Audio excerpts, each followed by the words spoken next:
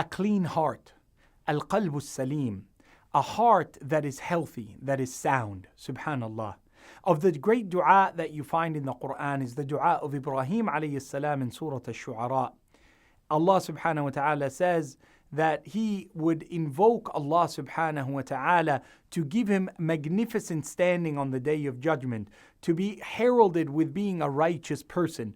And in one of the great verses, Allah subhanahu wa ta'ala tells us that those who will prosper on the Day of Judgment, إِلَّا مَنْ أَتَى اللَّهَ بِقَلْبٍ سَلِيمٍ, are those who approach Allah on that Day of Judgment and that their heart is sound, clean, pure, and unadulterated, which is the dua that is asked for by Ibrahim alayhi salam in Surah Al-Shu'ara. وَاجْعَلْ لِي لِسَانَ صِدْقٍ فِي الْآخِرِينَ. Oh Allah, give me a pure heart and make my mention that which is elevated. Why does Ibrahim alayhi salam make this request of Allah? And why is it a great outcome at the totality of your life? That when you look at your life, the sum of your life, the end of your life shows that your heart was always in the right place. Look at how we speak about the heart, that there's a heart that is delighted with joy. Then there's a heart that is darkened with anger, rebellious with energy of hate and jealousy.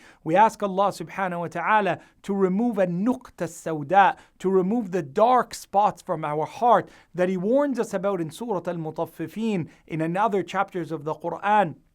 كَلَّا بَرَّانَ عَلَى قُلُوبِهِمْ. Rather, there is a rusting and a covering over the heart that has darkened the heart, made it impenetrable to the truth. Allah warns us in the beginning of Surah Al-Baqarah, قَسَتْ قُلُوبُهُمْ, that their hearts darkened and became hard-hearted, that the light of truth could not penetrate it and it would not soften. And therefore that soft heart, that pure heart, that clean heart is a sign of vigor and health in Iman. The Prophet ﷺ, he said, in a human being there is a morsel of flesh.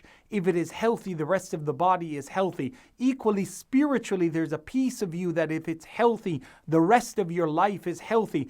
ألا وهي القلب. It is that place that we refer to as the proverbial heart. May Allah purify our hearts and make it clean and sound. Two things that I invite you to do, and insha'Allah, may Allah make it reflected in my life. A way to purify your heart is to always put Allah's demands first, that the a'mal that have been requested of you by Allah, that they are fulfilled. Your salah is on its time. When the Prophet is asked, what is the greatest of deeds? He says, as-salatu ala waqtiha. It is لِنُثَبِّتَ بِهِ فُؤَادَكَ. It makes the reading of your Quran in your prayer a reason for your heart becoming steadfast and firm.